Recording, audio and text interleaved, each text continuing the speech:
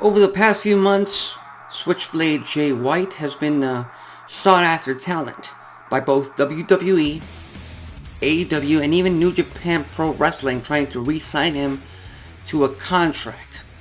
I know there were a lot of contradicting reports, stating that WWE was not interested in Jay White, but here's the thing, a talent like Jay White, of course WWE has to be interested. Maybe not for the right amount of money, maybe not for the right amount of creative that Jay White was looking for. Perhaps we won't know for sure, but at least for right now, he's a part of All Elite Wrestling. He's a part of AEW. He made his Dynamite debut last week by beating Commander in one hell of a match. And the only gripe I have with that match from last week is Commander got most of the offense in. We didn't get to see too much of Jay White's offense. We didn't get a chance to see him establish himself as a true force to be reckoned with in AEW, which is what he's going to be if Tony Khan books him and gives him creative ways to get over. Now, with that said, I get why they have Jay White going up against Ricky Starks and maybe even Shawn Spears right now. I get why they have to put him in this makeshift transitional feud, transitional rivalry. Because the current World Championship landscape is currently occupied by the four pillars. And we got to get to that story. And then after that, we have Forbidden Door. After Double or Nothing, Jay White has to make it known to the world. And Tony Khan has to try and make this a point. That Jay White is not just here to attack your favorite babyfaces in AEW. He's not here to do what he was doing in New Japan Pro Wrestling, which is just lead a stable. Only in this case, he's calling it Bullet Club Gold. That's, to me at least, that's run-of-the-mill. That's vanilla. That's not something you do to a guy with the talents, the stature, the name, the value, everything, the whole package in Jay White. No, the Switchblade should be a part of the main event. And you can put Kenny Omega, you could put Adam Cole, maybe Hangman Adam Page, Jon Moxley maybe, as some of the few superstars currently on AEW's roster that could challenge MJF for the world title. And we as fans actually believe that he's going to lose the championship to these men. Now with the Four Pillars match, that's going to be a fantastic matchup. The rivalry's kind of building up a little bit slower than usual. Slower than I would like, obviously, but we're going to get there, obviously. But even with the four-way match, nobody believes that Darby Allin or Sammy Guevara or Jungle Boy is going to beat MJF for the world title. Nobody wants to see them go one-on-one with MJF today for the title because they can't buy into the fact that they could beat MJF for the title. But Jay White, to me, is the equivalent of what AJ Styles was to WWE back in 2016. He bypassed NXT. He became a star like that. And later that year, he became the WWE champion for a reason. He's that damn talented.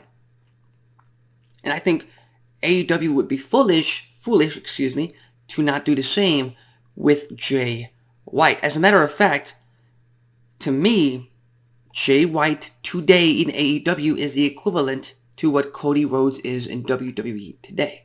Present him that way. What WWE has done to Cody Rhodes in his first full year back returns at WrestleMania. Sweeps Seth Rollins 3 matches in a row. One with a torn pec. One at WrestleMania. Unheard of for anybody coming back from the competition. And he's injured, and he comes back and wins the Rumble. And yes, he did lose to Roman Reigns in the main event of WrestleMania, but his story is still not over, and his story will conclude with him beating Roman Reigns for the Universal Championship. I have no doubt about that. Jay White needs to be presented in that same manner. He is a star. He is the star. He is a main eventer in his own class, in his own right. He's a former IWGP World's Heavyweight Champion, United States Champion, Intercontinental Champion. I believe he's New Japan Pro Wrestling's first Grand Slam champion, I believe. I might be wrong about that, but the guy, he's only 31 years old too, so he's about to enter into the prime of his career. So again, the only thing I'm hoping for is that Tony Khan doesn't shelve him in the same exact category he's done with Andrade in the past, with Miro in the past, with Adam Cole before his long injury, which is just to show up, be a part of the roster, and do nothing with him until spots open up and the merry-go-round that is AEW's main event scene opens up. No. Jay White needs to be in the main event. In the main event of AEW from the get-go. With all due respect to Shawn Spears, with all due respect to Ricky Starks, who is on... He's coming up. He will get there at one point. But he is an upper mid-carder to Jay White's main event level superstar. So I just hope Tony Khan and AEW are conscious of this and present him in that manner, present him in that way. We've got Forbidden Door coming through. We've got All In. The rumors we even have All Out after All In. I don't know. Jay White needs to be a part of the Wembley Stadium, a big part of All In at Wembley Stadium. There's no doubt about that. We'll just have to wait and see how things play out. So with that said, what do you think? What do you think Tony Khan should do with Jay White? Do you think he should be a part of the main event? Do you think he should, quote-unquote, earn it and work his way up in AEW? Or has he earned it enough from his history in New Japan Pro Wrestling to just barge into the main event scene and really go after the World Championship? So with that said, tune in later on tonight to TBS for another episode of Dynamite.